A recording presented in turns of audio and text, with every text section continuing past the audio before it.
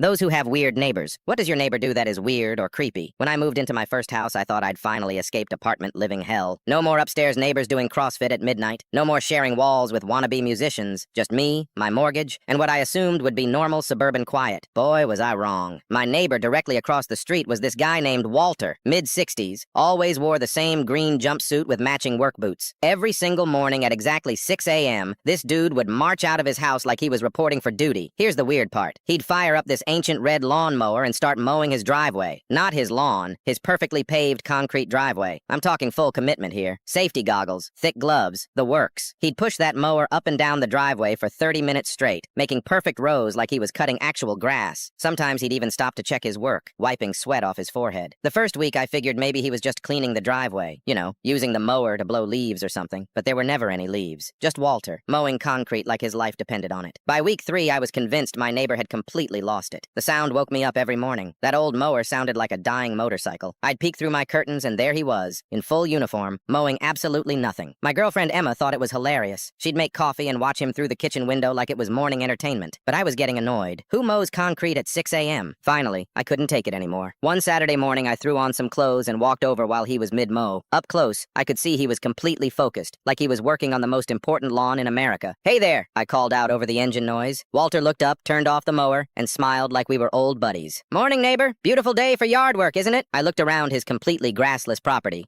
Sure. Mind if I ask what you're doing?" His expression got serious. He leaned in closer and whispered, "Keeps them away." "Keeps who away?" Walter just nodded knowingly and fired the mower back up. He went back to his concrete cutting like I wasn't even there. I stood there for another minute, watching this man mow his driveway with the intensity of someone defusing a bomb. Then I gave up and went home. Emma was dying laughing when I told her. "Maybe he's practicing for when he gets real grass," she suggested. But Walter never planted grass. Every morning, same routine. Green jumpsuit, safety gear, 30 minutes of concrete mowing. Rain or shine, this guy was out there. The mystery solved itself the following Tuesday. I was grabbing my mail when a woman knocked on my door, mid-40s, looked exhausted. "Hi, I'm Janet, Walter's daughter from across the street." "Oh, hey, nice to meet you. Is everything okay?" She sighed heavily. "I wanted to apologize for my dad's morning routine. I know it's probably driving you crazy. It's just a little loud, but he has dementia," she interrupted. "Dad was a groundskeeper at Riverside Country Club for 40 years. After he retired, the disease started taking pieces of his memory, but for some reason he remembers every detail about maintaining golf courses." I felt like a complete jerk. "I had no idea. I'm sorry. The thing is, when he skips his morning routine, he gets violent. Last month, he thought someone was sabotaging his course and attacked our mailbox with a shovel. The neighbors 2 houses down called the police." Janet explained that letting Walter maintain the green every morning kept him calm and happy. Without it, he'd get aggressive and confused. "The driveway is his 18th hole," she said with a sad smile. In his mind, he's still taking care of the most beautiful golf course in the state. After Janet left, I felt terrible.